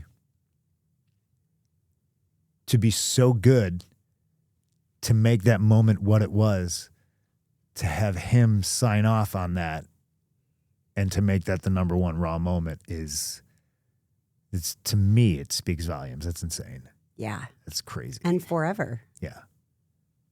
Well, somebody will top it. I hope somebody does. I hope there's somebody in NXT. But nobody can You know. ever take away from that moment. No, they can try, but again, Yeah. that's just noise. Yeah. You know, I trust my instincts. Are you ready to hold WWE history in the palm of your hand? Topps is bringing you closer to the action than ever before with WWE Topps Now, highlighting the biggest matches and milestones from WWE shows and PLEs throughout the year. Topps Now is enhancing the fan experience by connecting collectors to the superstars and spectacles that ignite their passion. Featuring stunning event-exclusive photography, each card is made for the moment. And for some lucky collectors, that moment could become the pull of a lifetime. Along with serial numbered parallels, some Topps Now releases offer a chance at rare short prints, superstar autographs, and even pieces of the mat, gear, or other items used during the featured match. So which moments will you collect? With each card only available for a limited time, you won't want to wait to begin your Topps Now journey. Be sure to subscribe to the WWE Topps Now mailing list on Topps.com and follow Topps on all social media platforms so you never miss a single moment. I mean, I was in the business, I don't even know how long before I got signed. And then I was in developmental for a year. And then, like, so I had tricks up my sleeve that a lot of people coming in didn't, that a lot of people Right. from developmental at the time didn't, you know, so I was able to navigate things a little bit better. But there's NXT talent that come up and they get thrown on Raw, and it's just like it's sink or swim, Right. And, and then, but then they think one little mistake, it's like the end of the world. And I'm never going to make it. It's often not. Right. I think it used to be. I think a lot of that's left over from like the old regime. Yeah. Because I remember people getting fired because their punches sucked. Yeah. And then we'd all Punches were a big deal. We'd all be Yeah. down there in Kentucky, like, oh my God, like, you almost didn't want to get called up. You were just like, oh God, what happened? This was a great talent. They got sent up, and then they're gone 2 weeks later. We thought for sure they were going to make it. Right. And it's like the turnover was like a lot worse. I think it's a lot better now. Yeah. The system's a lot more accommodating. And I think there's people in positions of power that actually want to see people succeed. Right.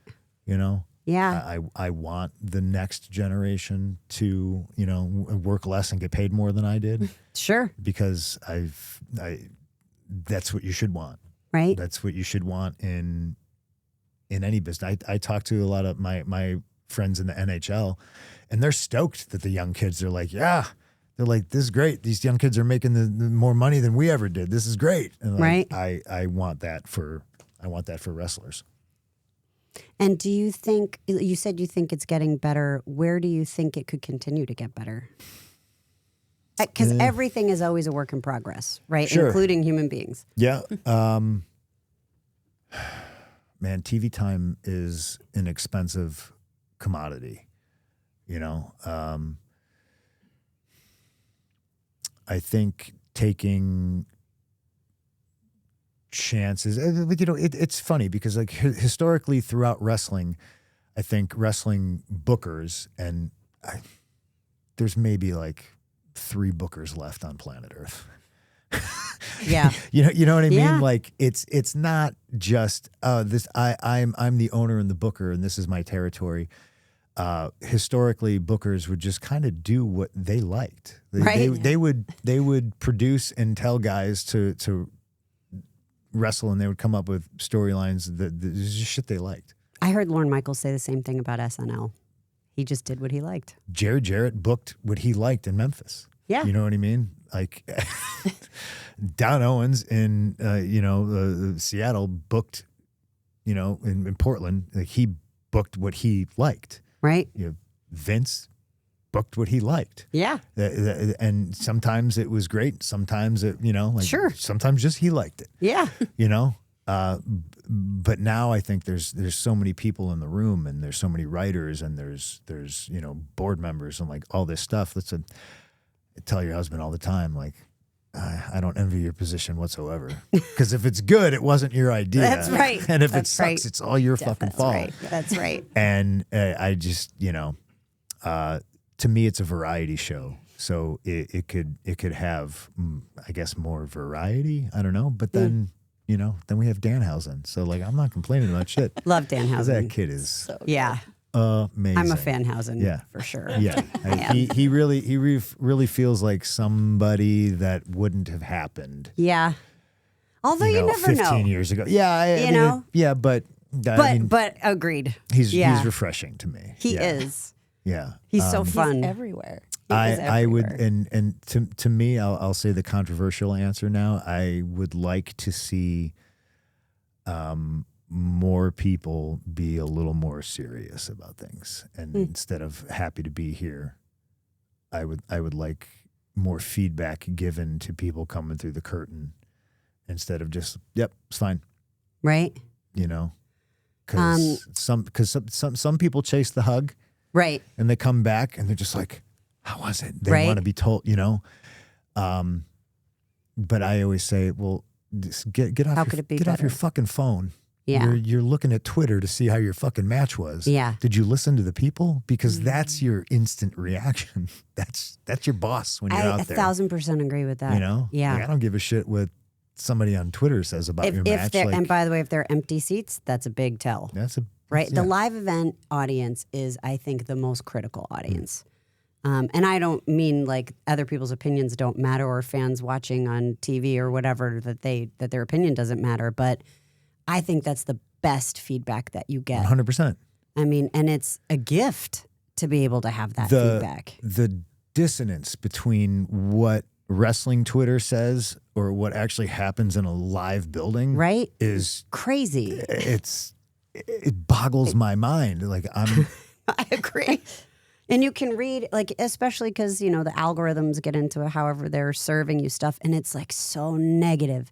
And you would think the business is going away from what you read online. And then you're in the arena watching the show, and everybody's so psyched to be there, and it's like You're the going best banana. feeling in the world. Yeah. Yeah. Absolutely. Monday not. night. Yeah. Monday night. I don't know. There's 13,000 people there. They're pretty, Right? They're pretty pretty happy. psyched. They're Yeah. stoked. They left Yeah. that night going, oh, I hope. And I hope they want to come back. Right. That's the right. plan. That, Yeah. That's what we want them to say. Yeah. But I agree that live event feedback is just invaluable. Mm-hmm.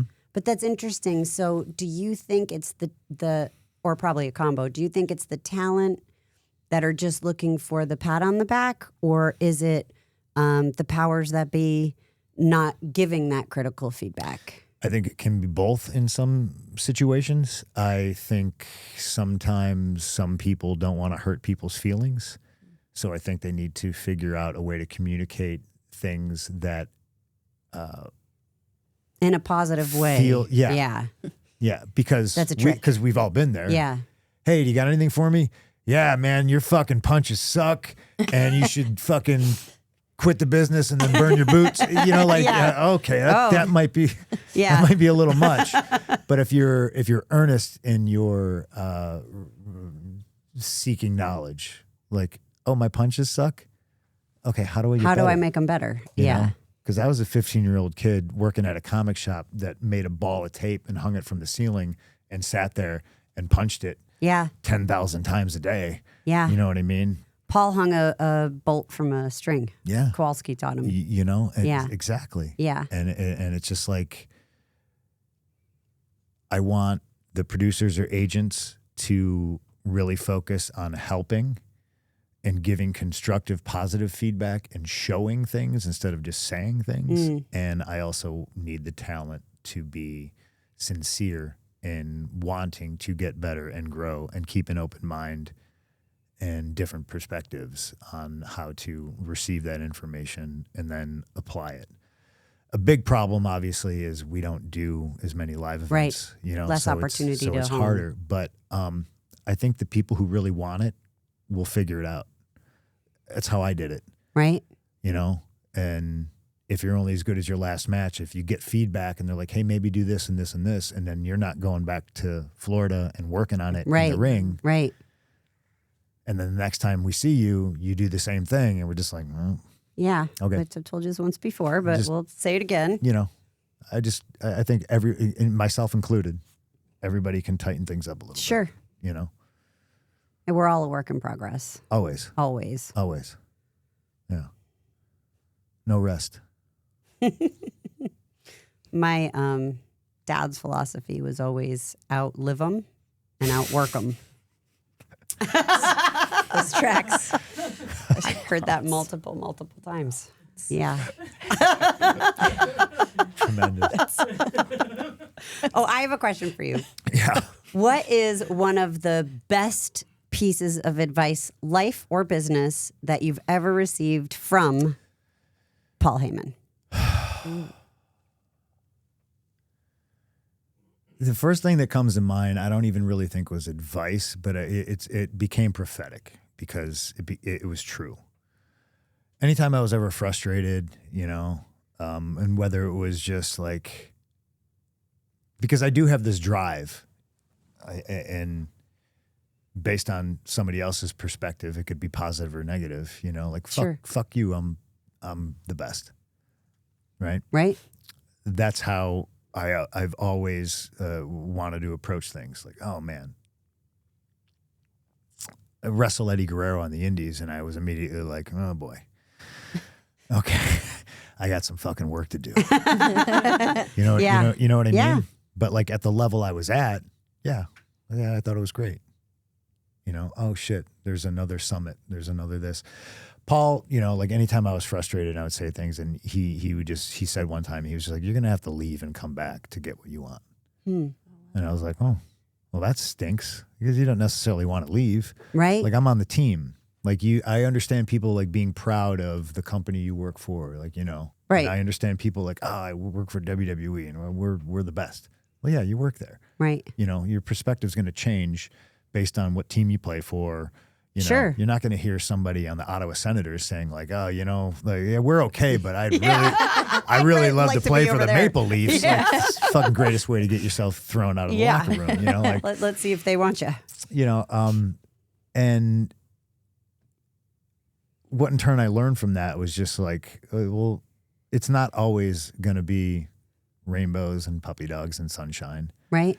you know, but if you bust your ass and if you are good enough and you're consistent, like, yeah, you do get put in the places you belong. I was just probably impatient, you know, and it took me a long time to get to where like I wanted to be. And now I'm where I want to be. And now the people are like, you're old. And I'm like, what the fuck? You know, like when I was 32, maybe I wasn't ready to receive this. Right. Like I grew into the person that was ready to do it. It wasn't really like advice, or maybe it was like a little Yoda-esque because I Right. had to kind of figure it out myself. But, you know, at the time I took that as like a negative. Like, yeah, Right. you're going to have to leave and come back. I'm Right. like, well, there's nowhere else to work. Like, you know, like, What do you mean? this is it, Yeah. you know? So that was probably it. Other than just trust your instincts and be yourself. Yeah. He was a big one on always telling me to trust my instincts, you know, and whether I vocalize that with people or not. Like if I had a feeling about something, I was like, because you can be talking to somebody about any number of things and they might have more time in the business than you know. Right. But if you're like, yeah, but I really a good example, a perfect example. I'm way out of my depth here. This is my first pay-per-view. It's Survivor Series. We're in Philly. Okay. Right? I lived in Philly at the time. Hardcore fan base. Right. They all know me.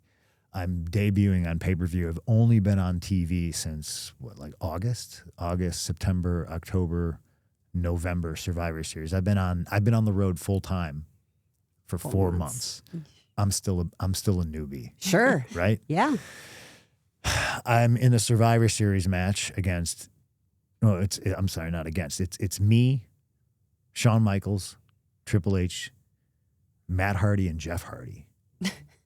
So there's 4 people that have been on television consistently since 1992. Yeah, 3, long time. 96, 97 for the Hardys. Compared to your 4 months. And yeah. Yeah. And I'm for 4 months. And Pat Patterson, fucking legend. He's the agent. He's sitting there going over the match. We're working, was it Mike Knox? Edge, Can you guys pull it up? Hurricane. Oh, here it is. There it is. Randy. Who's the 5th guy? I'm not going to remember. Oh my yes. gosh. Let's see. The reason I can't remember is because he had a million names. Right. did have a lot of names. And, you know, and Pat's there and Pat's like, okay, guys, this is what we do. We get the heat on Jeff. We get the heat on Jeff. We get the heat on Jeff. And the little fucking voice in my head was just like, you should get the heat on me. You know, like, Yeah. and Edge, to his credit, was like, I really think we give it to the kid. It was either get the heat on him or give him the comeback. I can't really remember. But the moment. Yeah, there was some mechanical device in the match where, like, you know, I was really like, I can't just stand here in this group of Yeah, fucking people and raise my hand and be like, I think it should be me. Right. So I just like kind of sat there, just like and Pat. No way, it's Jeff Hardy. They go crazy for Hardy. They don't know who this kid is. You know, blah blah blah. Yeah. And I was just like, from his perspective, Right. he's not wrong. I had no ill will towards Pat. I was just like, well, he's fucking right. It's Jeff. They'll go fucking banana for Jeff, right? And I think they eventually they agreed and they gave me the moment or whatever like that. And then after the match, he came up to me. He's like, I am so sorry. I had no idea they know who you are. Oh my God, they love you. Oh, well, you know what I mean? And like That's from so that great. point on, like Yeah. I was Pat's guy. Yeah. And I was like, fuck. How cool. Like, man, I really earned my money that day. But Yeah. like that was And you earned it. A super cool fucking moment. And Yeah. like, yeah, I wasn't mad at Pat, but it was just like one of those instincts in my head that I was just like, I don't know, right? I'm feeling something. Pat knew me for 4 months. Right. You were know just what I mean? another new kid. And yeah. he looked at it, and he was like, no, Jeff. Yeah, from Jeff's- Pat's Jeff's the perspective, that I've baby heard face. him say, there's old shit and there's new shit. Yeah. Yeah. And so like that was one of those days of one of the greatest days of my career, honestly, because That's it's like so cool. I felt like I That- earned Pat's yeah. fucking love, you know? That's so cool. yeah. And that was tough to do. Yeah. Yes, it was. It really was. Yes, it was. But then I would start asking him questions about like Ray Stevens and shit, and he'd be like, Oh, yeah. you know Ray Stevens? And I'd be like, Oh, yeah. Then you were really in. then I got to nerd out with Pat, you know what I mean? You know, Yeah. And I would be like, oh, well, Harley said one time, you know Harley? What? So You know? many great stories, too, Pat had. Yeah. Oh. Yeah. Tremendous. Yeah, He is a legend. absolutely. Yeah. Mm-hmm. First Intercontinental Champion. Created the Royal Rumble. Rio de Janeiro. As it happens, right? Yeah, absolutely. That happened. That happened. The lore. That happened. The lore. Unfortunately, there's no footage of it. It was eaten by moths.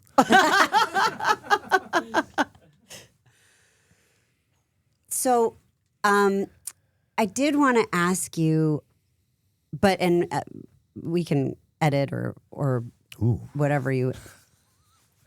No, going back to your childhood, Mm-hmm. because I do think there are a lot of kids who are growing up in difficult homes. Some kids don't have parents at all. Some have abuse issues, substance abuse issues, physical abuse, sexual abuse, mental health challenges. How do you survive and ultimately thrive to get through that environment? How do you get to the other side of that? Well, okay. So suffering is relative. I think I might have said that earlier already. So like, Maybe suffer is the wrong word. well, no, but like for everybody, it's different, and could always be worse. Like, Right. I grew up in a house where my parents, like the phone book was open on the kitchen table to divorce lawyers every day. And there'd be knockdown, drag out fights, nothing physical. Mom didn't beat up dad, dad didn't beat up mom. But it was just constant yelling and screaming and anger. And I was a kid and I didn't understand how, like, one year I got a Transformer for Christmas and the next year I got socks. And when I look back at it now with the perspective is like, okay, so that's probably when my dad got laid off. Right. Right. And there was always money for, a 30-pack of Old Style Right. and a carton of cigarettes apiece and wine and whatever medication, whatever expensive doctor told you needed to take. And it wasn't so much, it was just like a neglect. Like, Yeah. I can't play baseball anymore because you can't afford it. Hockey's expensive, so that's fucking out. I have no recourse to do anything. And I discovered through music, I discovered punk rock. And I discovered, well, shit, they're not paying attention to me. I would disappear for weeks at a time or a weekend, and I would go into the city and I'd go to these punk shows. My friend Nora, who was at the Allstate Arena on Monday, like she'd pick me up and we'd disappear into the city and we'd go to the Fireside Bowl and see the Blue Meanies or see, like, I think I saw Green Day play in 1993 or 94 at the Fireside Bowl, this old dilapidated bowling alley.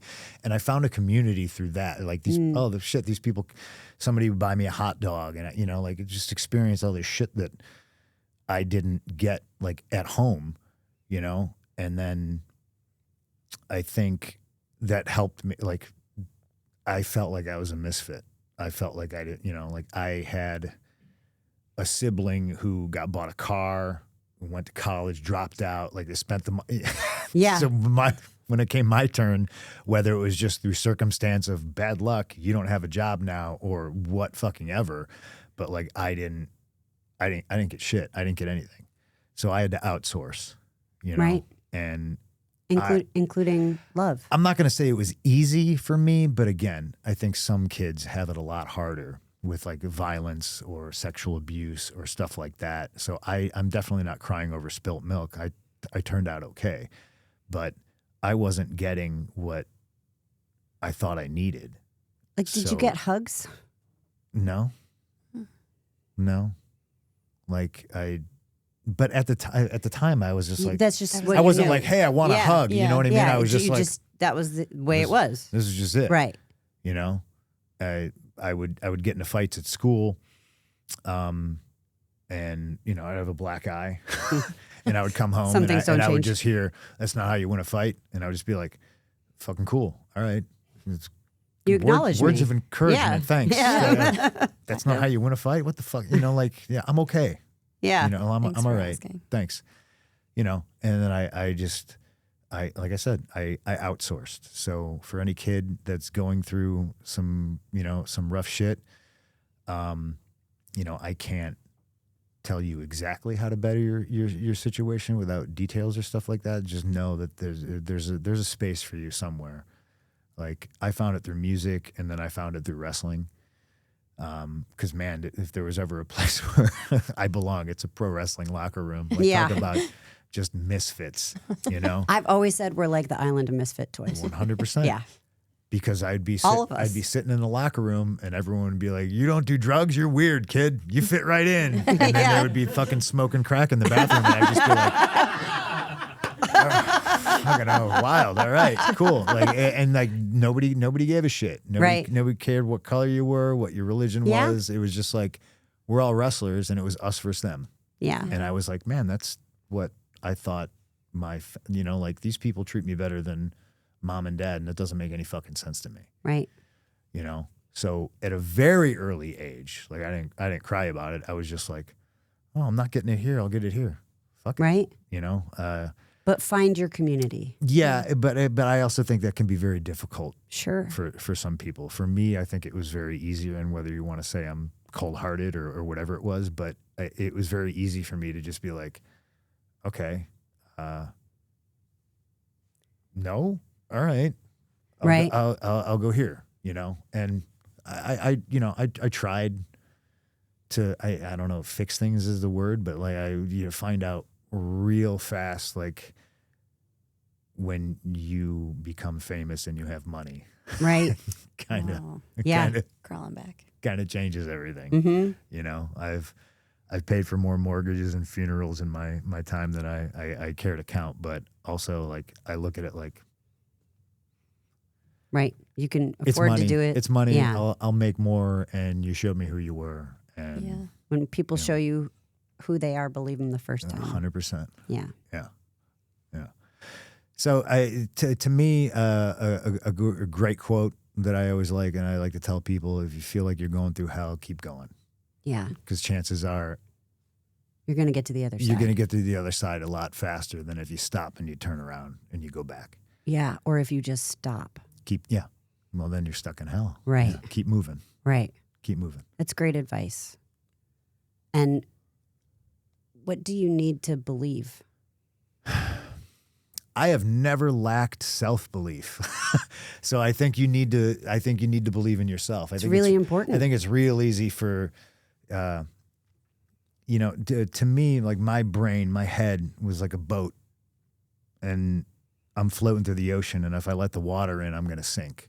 Mm. So if anybody would be like, well, you suck, you whatever, I'd be like, oh, I'm not going to believe that. Right. I'm just gonna keep doing me. Yeah. I'm just gonna be happy and do what I like. Like I became a wrestler because I wanted to be a wrestler. It wasn't like, oh, I want to be rich and famous. Right. I think a lot of kids today, just, if you ask them what they want to be, they tell you they want to be famous. Yeah. And I don't enjoy being famous. at all. Like it's not. To me, the fame is It could be a burden. Fame is an apparition. Yeah. It doesn't really fucking exist. You know, it's just it's a side effect of being good at what you do. Yeah. That's it. Big news, WWE and sports fans. The world's #1 sports fan festival, Fanatics Fest, is making its return to New York City. Fanatics is bringing you closer to the leagues, teams, superstars, and athletes you love across 4 action-packed days in July. Meet your favorite WWE superstars, get your hands on exclusive merch, and interact with the biggest names in sports. Then fans of the show can get a 10% discount by using Steph10 at checkout. That's STEPH, the number 1, the number 0 at checkout. I told Elise when we first started doing this, I said, you're going to start getting a lot of comments. I said, there's going to be a lot of negative comments. Don't read them. Try your best not to read them. There's going to be a lot of negative comments. And then there's going to be a lot of positive comments. Both of them are bullshit. Nobody reads the positive comments. But none of it's 100% real. Because if you believe the great stuff, well, You then gotta now believe you're the bad now you're an stuff. egomaniac. Yeah. But then you also have Yeah. to believe the bad stuff. And It's just tough. And it's hard not to read it because you want feedback. But it's not the right feedback, to your point. no, I think it's easy for anybody to sit back and criticize. I know I'm sure at some point in history I'm guilty of it. You know, Twitter just gave I'm still guilty of it. And I'm Twitter just gave preaching and I do everybody- the same thing. And I catch myself. Twitter you just know? gave everybody a voice, and I really Yeah. don't need to fucking hear what everybody Right. thinks. Yeah. I don't care. Like I look at things like I look at like a Rotten Tomato score of like The Thing, John Carpenter's The Thing, Yeah. 1984, and I like, how is that not 100%? Right? Who the fuck? Made that call. Don't care. I'm gonna fucking ignore them. Right? You know what I mean? Like, Yeah. okay. There's something for everybody. Like some wrestling is not for me. I understand that there's an audience for it. So cool. Go do that. But comparison is the thief of joy. Right. You know? Right. Like you That can't is so you true. can't compare a lot of things like apples to apples. Right. It And doesn't- everyone's doesn't really different work and that way. everyone's circumstance is different. But So- I don't think like your mindset is common. Like the ability you have to just, even at a young age, it sounds like your boat. I'm picturing like the way to just shut out the negative. Like, Well, we call it radicalization, right? Like, when were you radicalized? I was radicalized very, very young, yeah, and it was by my parents because I just sat back and I watched. I was like, "This is Yeah. okay." Like, And you didn't repeat the same patterns, but a lot of people do. I mean, it's you went- easy. I mean, people talk about like childhood trauma and this is the reason why you did this and blah blah blah. And I don't think it really necessarily goes that deep. I just think I saw No, but it is money, true. and time, and like like stuff spent on drugs and alcohol, and I was being just like, wasted. Yeah. well, that shit doesn't make any sense Yeah. to me. And not to get into the religion thing, but like again, like I see you spending money on this stuff, and you're throwing a 50 in the collection plate every right. Sunday. You're not going to get And over I'm wearing, it. God. and I'm wearing this like, so this is one of those things. If you talk about childhood trauma, like I used to have like one pair of jeans and one pair of shoes, Yeah. and like I didn't care. Right. And then I had money and I was still wearing them, and I was just Right. like, I don't really care because this is fucking whatever, Right. like, and now I feel guilty like that I have like multiple pairs of shoes, and like Yeah. I own these suits, and like I have that little, like I have some guilt about that, and that's just something I got to work through. But yeah, I always, you're giving money to other people, and you're telling me I can't. Right. You don't have the tuition so I can play baseball. I was good at baseball too. Right. I was Well, like, you're an athlete. what the yeah. fuck? Nope. And Don't was got- there like a boys and girls club for you or anything like that? No, I mean, everything was school extracurricular activities. You know what I mean? Yeah. So it was just like, I didn't have the money to do To do anything. them. Yeah. wrestling, football. Like I tried out for him. I made the team. The coach then was you like, couldn't- "You got to cut your hair," and I was like, "Well, See ya. can't do that." How long was your hair back then? Oh, I had a mohawk. Oh. I had a. But like well, a so- spiky mohawk or like a oh, it's short mohawk? purple Liberty Spike mohawk. Oh, So just straight yes. down the Yes. middle. Okay. Yeah. Full punk. Yeah. Yeah. Yeah. Yeah. Do we have pictures of this? I know. I was actually just thinking. This is like the one regrettable thing, right? Because I don't really talk to anybody in my biological family. It's like there's a plethora of baby pictures out there somewhere. Like Ooh. that'd be pretty good. Yes. You know? Somewhere along the line, we need to get these. There's some pictures. I think we might have used them for some things that I'm not exactly sure, but But the purple mohawk, I definitely have not yeah, seen. I don't know. I mean, not sure. AI could generate. Oh, said please no, image. please. And if I probably anybody have it on watching my this, phone, please actually. don't make AI found art it of me. earlier. I Pull it didn't. up. No. Yeah, But so- yeah. I mean, just like glue in my hair, knocks Oh gelatin. yeah. Oh yeah. Because you got to get it to stand up. got it. Yeah. Yeah. Yeah. A hurricane couldn't have blown that hair over. Yeah. Did you blow it dry upside down? No, because No? I would Just- boil Knox gelatin on the stove. Wow. Yeah. And then you just like kind of put it in and you style it and spike it and that shit like Last, I- and I- then how do you I had to sleep shave with my that? head eventually. Yeah. Oh, you don't sleep well. with Like it. gently. Yeah. Yeah. Not fun. Not fun. But so believing in yourself, Yeah. community, doing what you love, right? If you're lucky enough to be able to do that, Mm-hmm. tuning out the noise. What else? I don't know. That might be enough. I think it is. You know? I think it is. But I- when you said you were the best in the world, did you believe it at that time? Because you said The first time I said it, pipe bomb. yeah.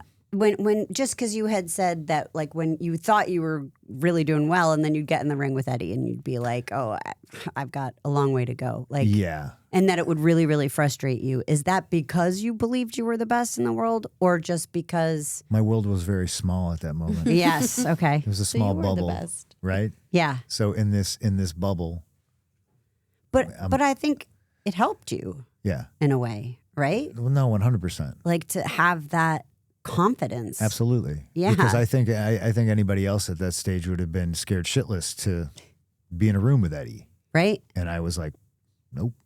Like, Yeah. I want to learn. like I wanna- there's I wanna that go. there's that 3-way that I had with Eddie and Ray, and it was in Indianapolis. I don't know what building it was. It was small, like a rec center kind of thing. Mhm. And like Eddie had just gotten fired Mm. because he got a DUI. He's getting a divorce. I walk in the locker room and there's, Eddie was just like kind of sitting there. He probably just flown in. He's probably exhausted. He probably didn't sleep.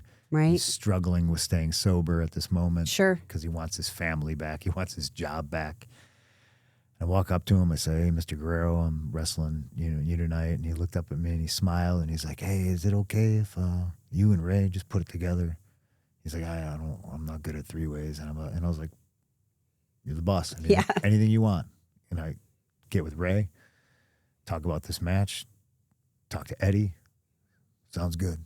Like he trusted Ray. He knew Ray. He didn't need to do shit with me. And to this day, it's one of my favorite matches. Like, Yeah. me and Ray are constantly like, if I see it come up in my feed, I send it to Ray, and vice versa. That's so cool. And it's a real the moment, precious oh, moments. It's a super precious moment. Yeah. And I always, every time I see Ray, I grab him. "Hey man, I love you. We're still here. We're still doing this. Look at us. This How is fucking cool. cool. That's really fucking cool. It's very cool. Yes. Community. Which I equate to love. Yeah. And the importance of love. But there was one last lesson from you, and that is to do what scares you. Yeah, 100%. Yeah. I think that's really important. Yeah. And that's not, that's not join the army and, Right.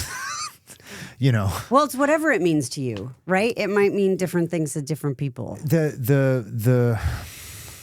the worry of screwing up and looking stupid and failing, I think has probably killed more careers and brilliant minds than anything else. You know, because I think everybody at some level early on experiences bullying. Sure. You know, like people get made fun of for their Whatever hair, reason, the way yeah. they look, and like, you know, like whatever. Your weight. So it immediately, you know, gets them to shell up and stay inside, when I think that, you know, that's probably done more harm for some of the greatest creative minds that we'll never know about. You know, like I want people to fail. Like I tell the kids all the time, like, go fail spectacularly. Yeah. You never know like what's gonna come of it. Yep. You might literally become at peace with whatever it is and go, oh, okay, you know what? That's the worst that could happen. That's or you know what? That's not for me. And then you go find something else, right. you know, or you go, oh, that's not so bad. What about even asking somebody out? You know, I mean, what's been in the back of my mind when you mention like doing things that scare the shit out of you, me asking April to marry me. And knowing how she felt about marriage. Like, you think for a second I give a shit what somebody says about me stepping into a fucking cage, when the scariest moment of my life was like buying a ring and not knowing, like, I don't know shit about jewelry. right? You know, I don't know shit about like, does she like jewelry? Like, I just knew I had to ask her this question. And fuck, what if she says no? I have such goosebumps. Like, what? You know, like, that's scary. yeah. You know, like falling on my face, getting beat up and fucking choked out. I don't. You know what? I had pancakes the next morning with my beautiful wife, and I was just like, Yeah. what do you want to do next? You know what I mean? Like, you That's know? what matters most. Yeah. Coming back to WWE was a little scary. I bet. That's when I knew. I was like, well, I have to do it. Mm. You know? Yeah. Main eventing WrestleMania at 47 years old. It's a little scary. I bet. You know? Mhm. Telling yourself, okay, you know what? Yeah, get in the best shape of your life. That's a little scary. So Yeah. I have to do these things. Someday I'm not going to be able to do these things anymore. But it's not fucking today. That's right. So Amen. here we are. Right. I love that. I think that's a great way to end it. Thank you so much. Until part 2. Yeah, I could keep talking. I mean, I No, really, me too. yeah. Me too. Yeah, it's fun. Have you told the story of how you proposed, or is that private? I feel like I've told it. I feel like I've heard you say that April had to tell it. I don't know. Have you guys heard it? Oh, I don't know. If you're comfortable telling it, we'd love to hear it, but understand if you're not. I'll tell you. Okay. I'll tell you. Because I feel like maybe I just, I don't Well, know. and maybe you have, and we just She had a little condo in Tampa, right? Because she was in Tampa for FCW. She got pulled up the road, so she was still living in Tampa. Sometimes she would come to Chicago. Sometimes I would go to Tampa. I feel like we dated for like 2 years, but we didn't. right, I had a girlfriend, she had a boyfriend, and we would just always be around each other. right. And I really feel like, looking back at it now I go, oh, yeah, It was obvious. okay. Yeah, You know, like zero physical happened. sure. It was just like, You were drawn to each other. yeah. Yeah, undeniable. So when I get the bright idea that, you know, I'm going to ask her to marry me, like, I think we've only truly, literally been dating for like 6 months. But it was just, you know, ask me how I knew. Yeah, you just knew. I just knew. So I get this fucking ring, and I'm anxious because I'm like, oh, Do you even know her ring size? no, Right? no. You know nothing. Oh no, I can't remember exactly. I back channeled to get it somehow. Okay. Somebody at work, you know, like Yeah. I can't remember. But the things I stress about, like I'm going to spend money on this ring, and I'm like, oh, am I spending enough money? Right. Like, what How a big weird is it thing. supposed to right? be? Like, Yeah. it's supposed to be like some sort of like housewives of like Decatur County, like giant rock. Like, what am I Right? supposed to spend on this Right? thing? Does it mean how This much is I what love they need you? to Like, teach you in school. I knew her favorite color, and I knew her, and it was just like one Right. of those things where I was just like, I was basing it off that, you know. And then I found out there's an engagement ring and a wedding ring, and I was like, I'm out of my depth here, you know. But so this is the plan I came up with. I bought her flowers every week, right? So whether she was in Chicago, there'd be flowers, or if she was in Tampa and I was in Chicago, in between being what kind on of the road, flowers? Any kind of flower. I would just Just call. flowers. I would just call up a florist, Okay. and just be like, "Yeah, do roses. What do you got today? Like, send whatever." So Always different. yeah, very I'm not saying every day, but at least once a week, flowers. I'd never write anything on the card because I was going to see her in a couple days Right. anyway. Like, what do you write? You know, I'm not even sure we were at "I love you" yet. you know what I mean? You know what I mean? So like, I don't know what the fuck am I writing in this card? You know, like, hey, see you soon, babe. I don't know. These are You for know. me. So we went out, I think, to get groceries, and I had a delivery coming, and on the card I wrote, "Will you marry me?" Okay. So we come back from the groceries. There's the flowers. They're delivered. They just put them there, and I'm probably like pale or gray, just like sweating. And we like get inside, and I got these groceries, and I'm like, I put the groceries on the kitchen counter, and I'm just like standing there, and she like goes and gets the flowers and puts them on the counter, and she starts like putting the groceries away. And Right. I'm like, card. I'm just like looking at the flowers. Like, she like turns around. She's like, "You can help me put the groceries." Oh yes, sorry. Asshole. So now I'm putting the groceries away. You know what I mean? And she's not paying any mind to the flowers Because she doesn't think there's a card. because there's nothing written on the card. Right? Yeah. So imagine that. Shot myself in the foot on that one. So we like put the groceries away, and she's like, "Thanks for the flowers, babe." And I'm like, I can't describe how it was. I just had to be acting so weird. I'm sure. I'm I'm sure. Or like hands in my pockets, Yeah. like standing like really rigid, like straight, just speaking. like looking at the flowers and just being like, and she goes and sits on the couch and like turns the TV on, and she's like, What are you doing? "What are you doing?" And I'm just like standing in the kitchen like a horror movie. You know what I mean? I'm just like just trying to come up with the brain power She to was like, figure I knew out. he was too good to be You know true. what I mean? He's And then weirding like out she on me. gets up and she like kind of like looks at me and she's like, and I don't know if she figured something out She knew something was enough off. to Yeah. like, snatch the thing and open it up. And, and like while she turned around to read it, I was like, Oh you my know, like- God.